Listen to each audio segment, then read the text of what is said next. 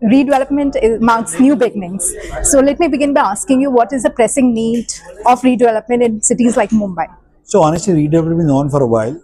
But right now, what we have seen, there's a lot of lack of knowledge from societies because of knowing what is the exact methodology to go through the redevelopment. And with the experts coming like PMCs, advocates and BMC, guiding them to understand which scheme they should go in for, what is beneficial for the society, what is the risk factor which they are heading. All those aspects are going to be encouraged and given explanation.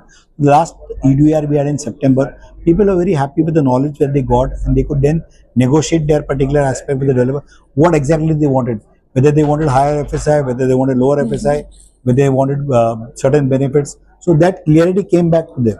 That's where the thing is. Wonderful. So what is the key highlight of the second edition of Ease of Doing Business in terms of scale? Yes, second edition scale, we are growing in numbers. So last time we had to shut down because we were not too prepared. So this time we have taken a larger space, and we are expecting already 3,100 people have already enrolled, and they've got a UID number.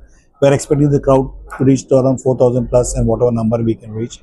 But more importantly, this time our focus is more on PMCs because they are the first wheel to move on with.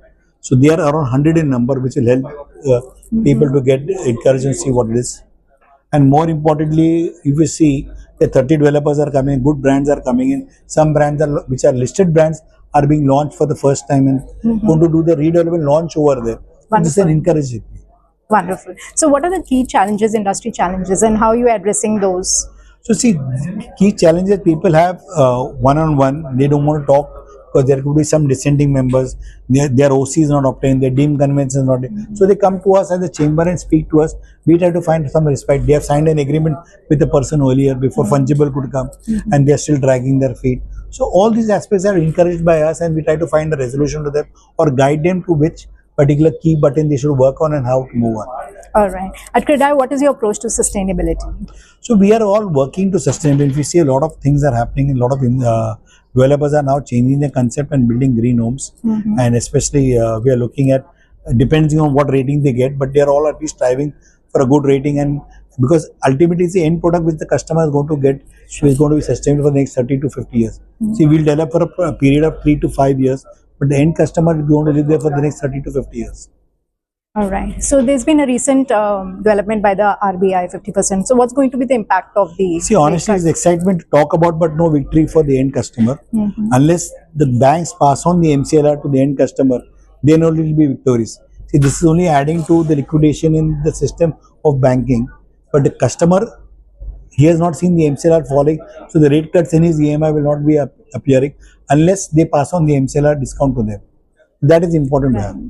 Who are your key support partners for the second edition? See, second edition, I'm not looking at partners, I'm looking at more societies to come in. As I said, my full focus as a president is to see that societies get the encouragement, get the right knowledge, and whatever small things they are having hurdles, we try to get it sorted out.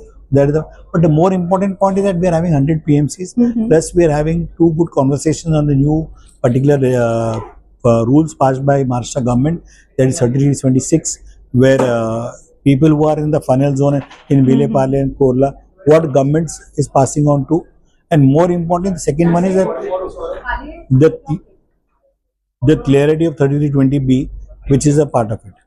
All right. So redevelopment unlocks a lot of potentials for the communities. So what is your final word? So very true. See, redevelopment not only adds unlock, but it also adds a better life to this, because most of the buildings are aged of 30 years. They have their own sustainability and we have to look at it. So that's where we are looking to get it done.